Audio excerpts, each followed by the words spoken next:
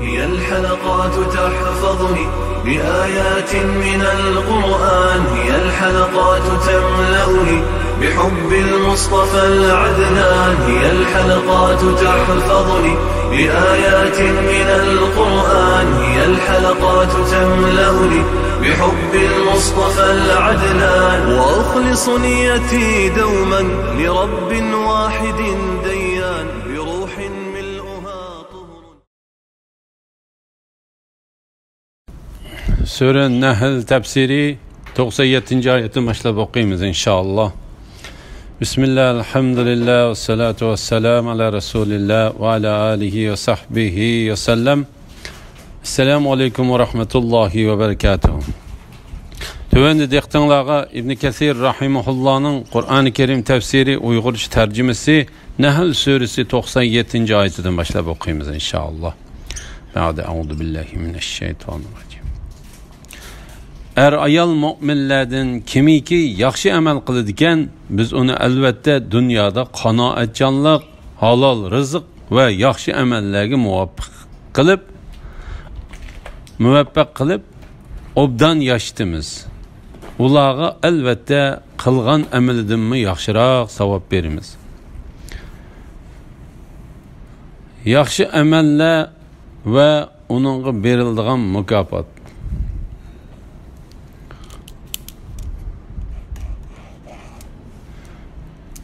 Bu meyli yoki ayol bo'lsin, insonlarning ichidan dili Alloh taologa va uning payg'ambariga ishongan, iymon etgan holatda Alloh taoloning kitobiga va uning payg'ambarining sunnatiga uyg'un keladigan yaxshi amallarni qilgan kishi uchun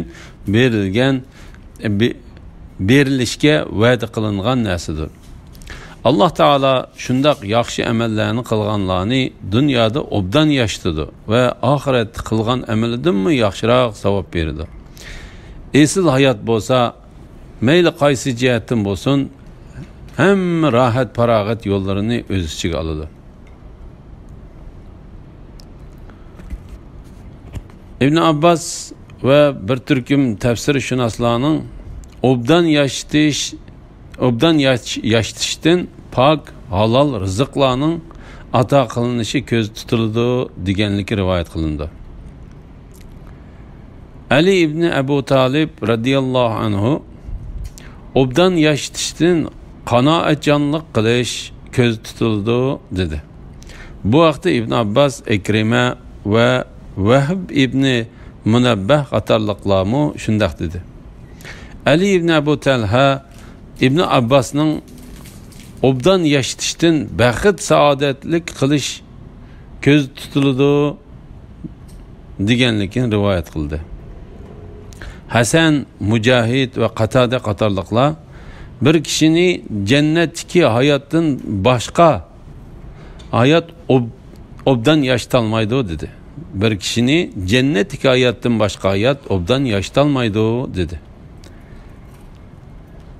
Yani bula Allah Teala'nın ayetdeki obdan yashitimiz degan so'zi ularni cennet kirgizimiz deganlik bo'ladi deydi.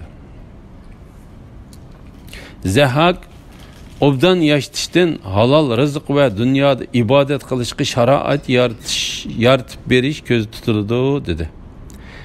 Zahak yana obdan yashitishdan amal ibodat qilish va onun bilen köngül aramlığı tepiş köz tutuldu dedi. Toğrisi obdan yashitish yuqorida so'zlangan qarashlarning hammasini o'z ichiga oladi. İmam Ahmed Abdullah ibn Amr'dan rivoyat qilgan hadisda Payg'ambar alayhissalom bu vaqtda mundaq dedi. İslamga kirgan, yetarlik rizq berilgan va Alloh taolo bergan narsaga qanoat qiladigan kishi haqiqatan nijot topdi. Bu hadisni İmam Müslim rivoyat qildi.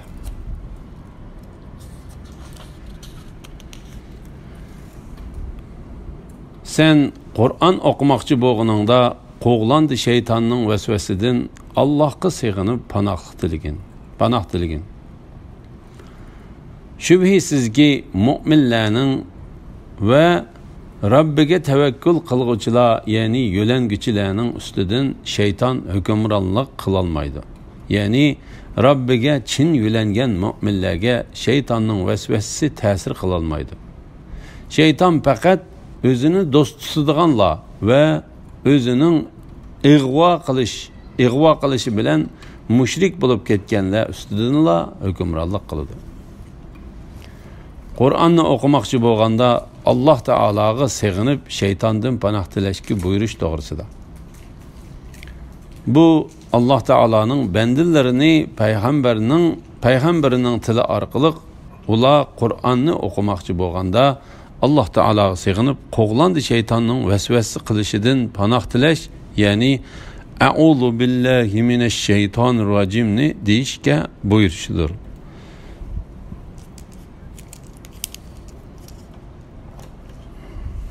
Alloh taologa shukrlar bo'lsin. Biz shaytondan panoh tilash to'g'risida kelgan hadislarni tafsirining 5'ida keltirib o'tdik. Qur'onni o'qimoqchi bo'lganda shaytonning vasvasidan panoh tilash bo'lsa, Qur'onni o'qib etib elishib ketmaslik va shaytonning uni Qur'onning ma'nosini o'ylash va tushunishdan cheklab qo'ymaslik uchundir. Shunga ko'p sondagi olimlar shaytondan panoh tilash Qur'onni o'qishni boshlashdan burun bo'ladi deydi. Shubhisizki mu'minlarning va Robbiga tavakkul qilguvchilar, ya'ni yo'languvchilarning ustidan shayton hukmronlik qila olmaydi. Ya'ni Robbiga chin yo'langan mu'minlarga shaytonning vasvasasi ta'sir qila olmaydi. Savri bu oyatning ma'nosi haqida ularning qilmishiga tavba qilmaydigan biror gunoh ishni qilib selishga vasvasa qila olmaydi. Ularning qilmishiga tavba qila olmaydi. Ularning qilmishiga tavba qila olmaydigan biror gunoh ishni qilib selishiga vasvas qila olmaydi dedi.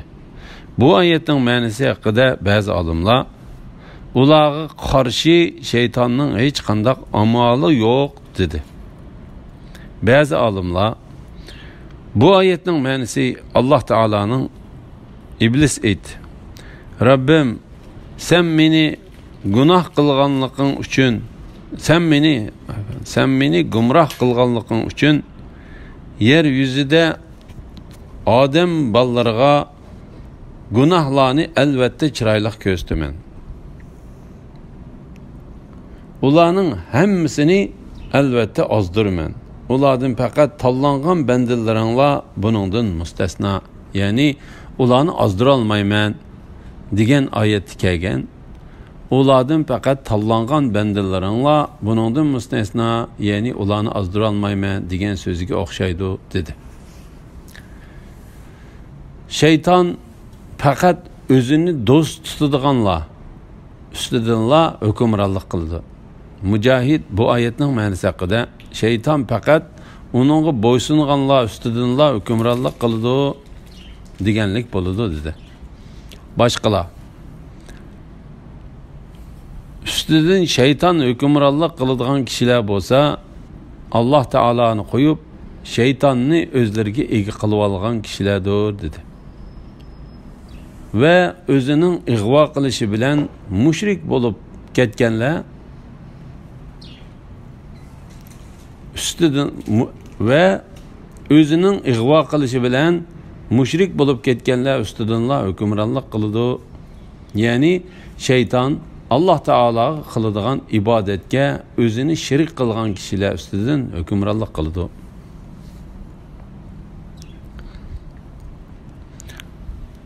Biz bir oyatni yana bir oyatning o'rniga almashtirganimizda, ya'ni bir hukmni bekor qilib, uning o'rniga boshqa bir hukmni tushirganimizda, Alloh o'zi nozil qilganni, ya'ni shu hukmda bendiga nima manfaat va hikmat borligini o'zi obdan biladi. Ular: "Ey Muhammad sallallohu alayhi vasallam, sen Allohga yolg'on choplading" deydi. Undaq emas. Ularning to'lisi Allohning hikmatini uqmaydi. Aytqinki, Qur'onni Jibril mu'minlarning iymonini mustahkam qilish uchun musulmonlarga hidoyat va xush xabar qilib, Rabbing huzuridan rostchilik bilan nozil qildi. Ba'zi oyatlarning hukmining amaldan qoldirilganligi sababidan payg'ambar alayhissalomni yolg'onchiga chiqargan mushriklarga berilgan raddiya.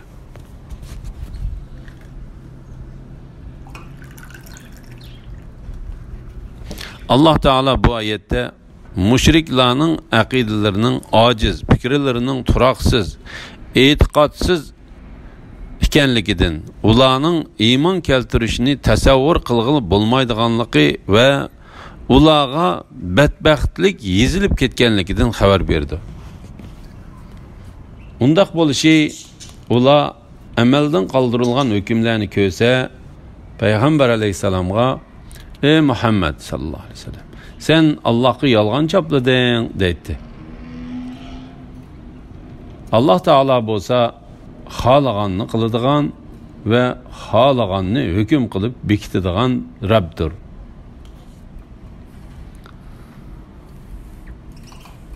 Biz bir ayetni, yani bir ayetning o'rniga almashtirganimizda, Mujahid bu ayetning ma'nosi haqida biz bir ayetni amaldan qoldirib, o'rniga boshqa bir ayetni keltirsak deganlik bo'ladi dedi.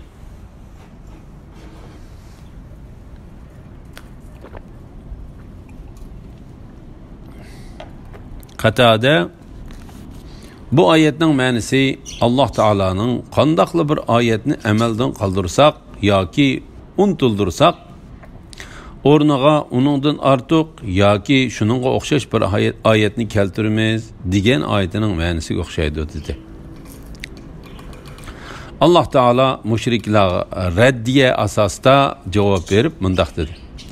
Aytqinki, Qur'onni Jibril mu'minlarning iymonini mustahkam qilish uchun musulmonlarga hidoyat va xush xabar qilib, Rabbing huzuridan rostchilik bilan nozil qildi. Yani sen Jibril aleyhisselam Kur'an'ı mu'minlerinin dastlab tushgan ayetke ve keyin onun o'rniga tushgan ayetke iman etib, dillarining Kur'an'a bo'ysunishi uchun Allah Teala'ga ve onun peygamberleriga iman etgan musulmonlarga hidoyat ve xush xabar qilib, Rabbing huzuridan rostchilik bilan ilib tushdi degan. Ula yani müşriklarning onunğa, yani Muhammed aleyhisselam'a Kur'an'ni bir insan ta'lim berdi degan sözünü obdan bilimiz. Ula ko'rsatgan odamning tili arab tili emas. Bu Kur'an bo'lsa ro'shan arab tilidandir. Müşriklarning Qur'onni Muhammedga inson o'gitib qo'ydi deydiganligi va ularga berilgan raddiya.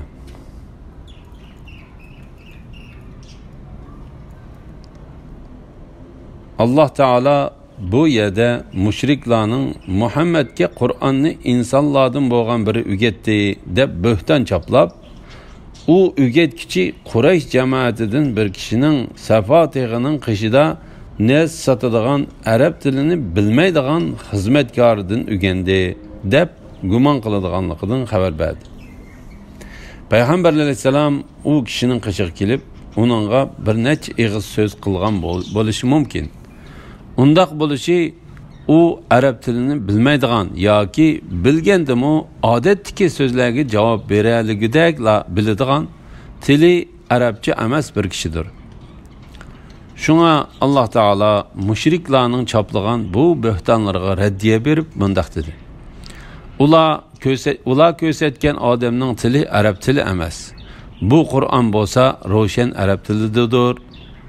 Yani Qur'onni mana mushundaq fasohatga to'lgan, adabiyotda eng yuqori pallaga yetgan, ma'na jihatdan ilgari payg'ambarlarga tushgan hamma kitobning ma'nolaridan mukammal va hammani o'z ichiga olgan shaklda elib keltirilgan bir kishi. Elib keltirilgan bir kishi Qur'onni qandoq qilib arab tili bo'lmagan bir kishidan o'ginidi. Azroq aqli bor kishi bunda qamlashmagan so'zni qilmaydi. İbn Jarir İbn Abbasning mundaq deganligini rivoyat qiladi. Payg'ambar alayhisalom Makkadagi Bal'am ismli bir to'muvchini taniydi. Uning tili arab tili emas edi. Mushriklar Payg'ambar alayhisalomning uning qishig'iga kirib chiqib yurganligini ko'rib, Muhammadga Qur'onni Bal'am o'gitib qo'ydi ekan dedi. Shuning bilan Alloh taolo ular, ya'ni mushriklarning uningga, ya'ni Muhammad alayhisalomga Qur'onni bir inson ta'lim berdi degan so'zini obdan bilamiz. Ular ko'rsatgan odamning tili arab tili emas. Bu Qur'on bo'lsa ro'shan arab tilidir degan oyatni tushirdi. Shubhisizki Allohning oyatlariga, ya'ni Qur'onga ishonmaydiganlarni Alloh hidoyat qilmaydi. Ular oxiratda qattiq azobga duchor bo'ladi. Faqat Allohning oyatlariga ishonmaydiganlar Allohga yolg'on choplaydi. Muhammad alayhissalom yolg'onchi emas. Dal ularning o'zlari yolg'onchidir.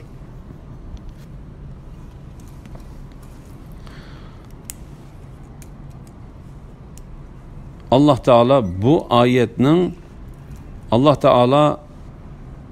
bu ayetlerinde özünün ayetlerinden yüz öğregen, peygamberlerine düşürgen, hakikatge parva kılmagan ve Allah Teala tarafından kelgen nersige iman etiş niyeti yok kişini doğru yolga başlamaydıganlıqıdan haber verdi.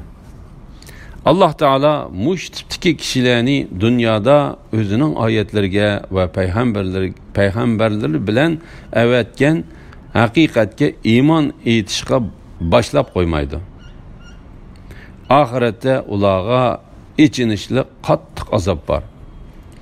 Andın Allah Teala peygamberinin hergizmu böhtançı ve yalğançı emaslikidan haber verdi. Çünkü yalğanni kişiler arasında yalğançılığı bilen tonulgan, Allah Teala'nın ayetlerine iman etmeydigan kafirlar ve dinsizlerden ibaret insanların en eskillerine tokuydu. En şula Allah Teala ve onun peygamberlerine yalğan ve töhmetin çaplaydı. La ilahe illallah Muhammed Resulullah. Ama Muhammed aleyhisselam bolsa kişilerinin en rastçılı, en yaxşısı, bilimlik, ibadetkar, imanlıq, işençlik boluş cihetlerde en mükemmel ve kavmi içinde rastçıl degen süpet bilen tonulup gelgen bir adamdır. Onun rastçıl ikenligiga kavminin içinden birer kişimi şek kılmaydı. Çünkü Peygamber aleyhisselam peygamber boluştan ilgiri kavminin içinde işençilik dep atılattı. Şuna Rum'nun padişahı bolgan Herakl Ebu Sufyan'dan Peygamber aleyhisselamның süpetleri doğrusunda sual sorap, Muhammed sizlarga özünü peygamber deyishdan burun onun yalğan sözlegenlikini anlaganmidinglar dedi. Ebu Sufyan yo'q dedi. Herakl, insanlar üstüden yalğan to'qimagan odam Allah Teala üstüden yalğan to'qamdi dedi. La ilahe illallah Muhammeden Resulullah.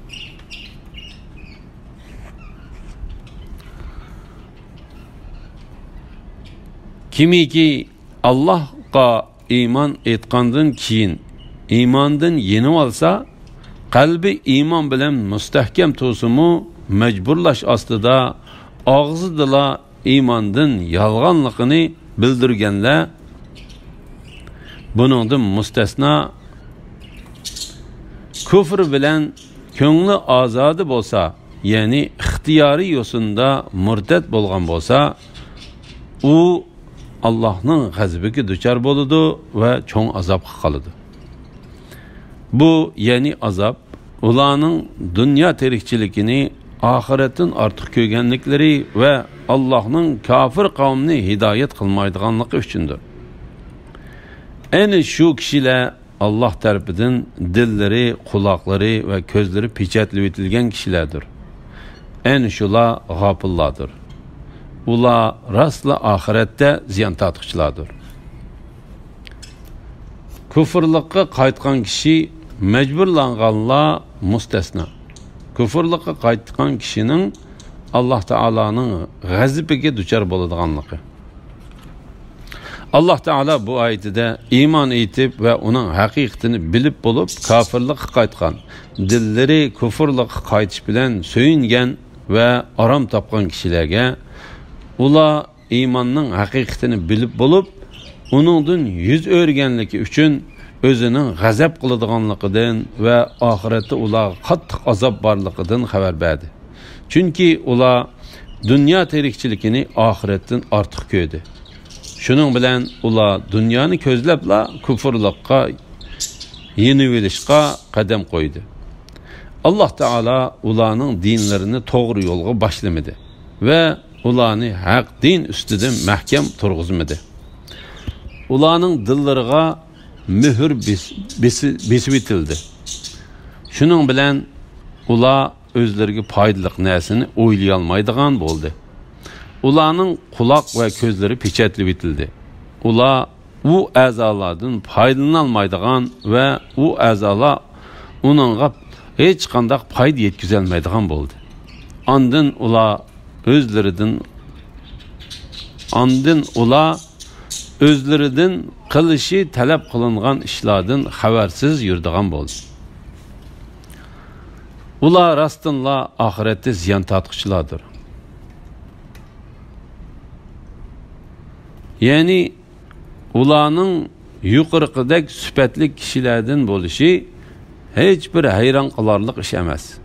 Çünkü ula kıyamet günü özlerini ve balı çakıllarını ziyan tatqızgıçılardır. Kimi ki Allah'a iman etkandan keyin imandan yeni olsa, kalbi iman bilen müstahkem tuzumu mecburlaş astıda ağızdıla imandan yalganlıqını bildirgenler bunundan müstesna.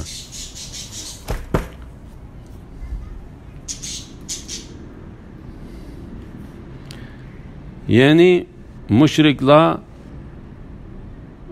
qiyniganlık üçün zorlaş aslıda özünün imandan yanganlıqını ağızaki bildirgen, lekin dili ulanın diginiga qoşulmagan. Allah Teala ve onun peygamberiga bolgan imanı bilen aram tapkan kişiler imandan yalganlığı üçün yanganlığı üçün Allah Teala'nın gazibiga duçar boladiganlar ve çoğun azapqa kaldıganlarının sırtıdır.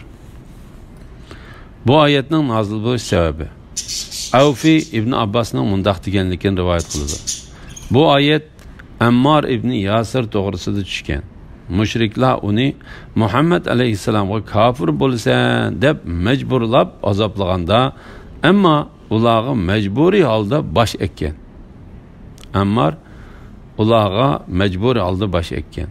Keyin Ammar mushriklarning qo'lidan qutulib mecburlaş aslida özünün Peygamber aleyhisselam'a kafir bo'lganligiga özrü etip Peygamber aleyhisselam'dan qışıq kelgan. Şunun bilen Allah Teala yuqoridagi ayetini nazil qildi. Yuqoridagi ayetning nazil bo'lish sebebi haqida Şa'bi, Qatada ve Abu Malik qatorliqlarmi shunday dedi. İbn Jarir Abu Ubayda'dan Muhammed İbni Ammar'ның mundaq deganligini rivayet qildi. Mushriklar Ammar İbni Yasirni tutib bilib, ta ki Ammar ularning ba'zi so'zlariga qo'shilg'icha azobladi. Keyin Ammar bu vaqtda Payg'ambar alayhisalomning qishig'a o'zining bu qilmishlaridan o'zri etib keldi. Payg'ambar alayhisalom: "Dilingda qandoq o'ylayapsan?" dedi. Ammar: "Iymon bilan aram topgan holatida his qilyapman" dedi. Peygamber aleyhisselam: "Eğer ula azaplaştın qaytsa senmu imanға qaytqin dedi. Bu vaqalikni Bayhaqi buningdan kengrek rivoyat qildi. Bayhaqining rivoyatida mundaq deb keldi. Ammar Payg'ambar alayhisalomni tillab berdi va ularning butlarining yaxshi tarafini qildi. Keyin u Payg'ambar alayhisalomga bu qilmishini deyish uchun kelib, ey Alloh taolaning payg'ambari, ular meni toki men seni tillab bermagicha va ularning butlarining yaxshi tarafini qilib bermagicha qo'yib etmadi dedi. Payg'ambar alayhisalom, dilingda qandoq o'ylayapsan dedi. Ammar, iymon bilan aram topgan holatida his qilyapman dedi. Payg'ambar alayhisalom, agar ular azoblashdan qaytsa, senmu iymonga qaytqin dedi. Alloh taolo bu vaqtda qalbi iymon bilan mustahkam tursimu majburlash ostida og'izda iymondan yolg'onligini bildirganlar buningdan mustasno degan oyatni nozil qildi. Shunga olimlar kufrlikqa qaytishga majburlangan kishining jinini saqlab qolish uchun eg'izda ammar qilgandagidek kafirlarning ba'zi talablarini qabul qilishimi durust. Shundaqla Bilal radiyallohu anhu qilgandagidek qabul qilmasligimi durust degan qarashga keldi. Kafirlar Bilal radiyallohu anhuni har xil usullar bilan azoblab, oxirida kunning qattiq issigan vaqtida cho'ng bir qo'ram toshni uning maydisiga ilib, uni Alloh taolaga shirik keltirishga buyurgan. Bilal radiyallohu anhu unumay Alloh bir degan so'zni takrorlagan va Allohning nomi bilan qasam qilamanki, agar men sizlarning ochiqinglarni bu so'zdinmi bakrak keltiradigan biror so'zni bilgan bo'lsam, albatta u so'zni deydim degan. Alloh taolo uningdan rozi bo'lsin va uni rozi qilsin. La havla va la quvvata illa billah. La ilaha illalloh. Shuningdek Ansariylik Habib ibn Zaydmu shundaq qilgan. Uni payg'ambarlikni da'vo qilgan Musaylima tutib olib, Muhammadning Allohning payg'ambari ekanligiga guvohlik beramsan deydi. U ha deydi. Musaylima uningga, mening Alloh taolaning payg'ambar ekanligimga guvohlik aytamsan deydi. U nima deganligini anglay olmadim deydi Musaylima. Uning a'zoyini birdan parchalaydi.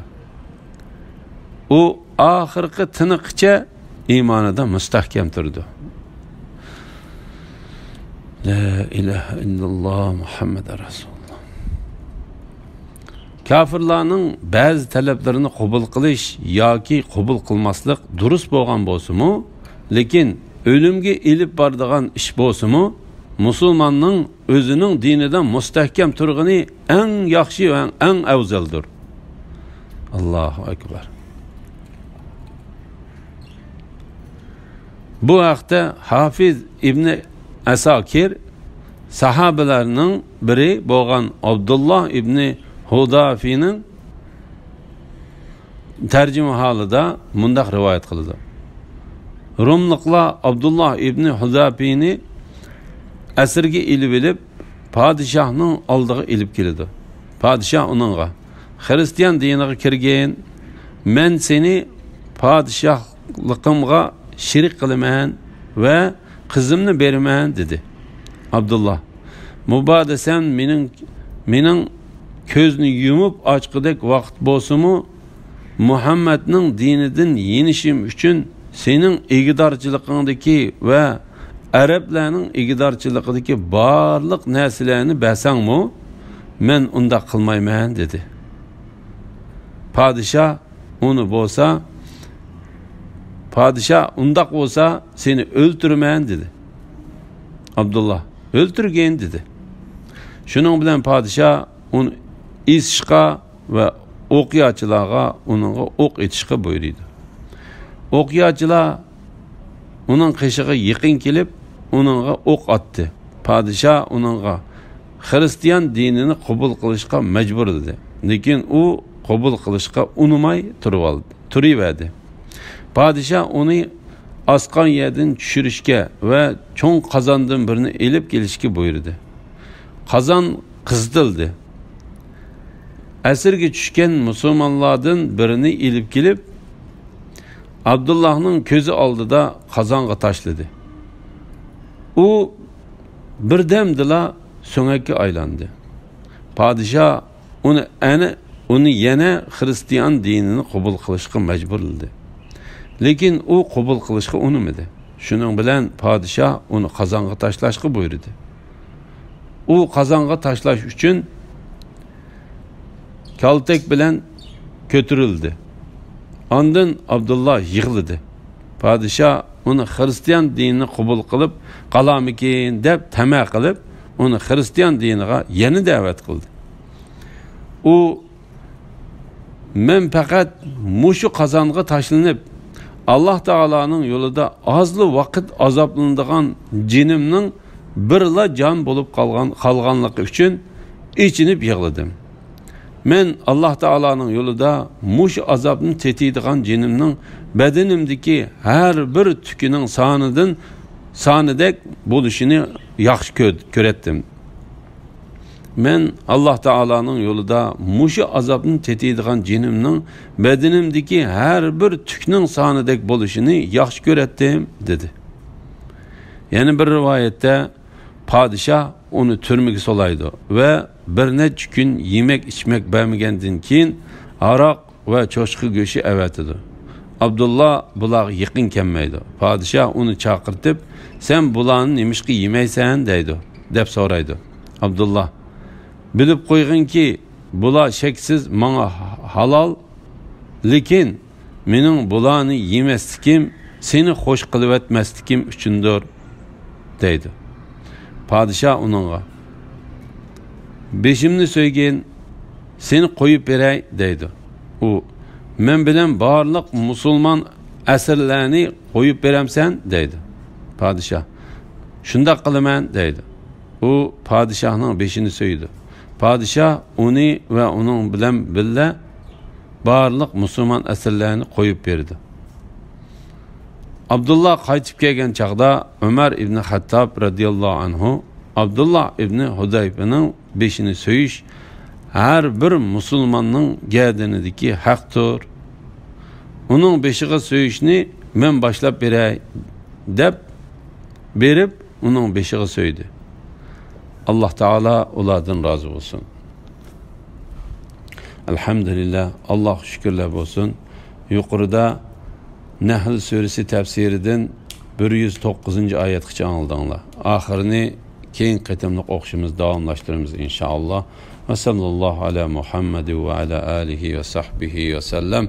Assalomu alaykum va rahmatullohi va barakatuh.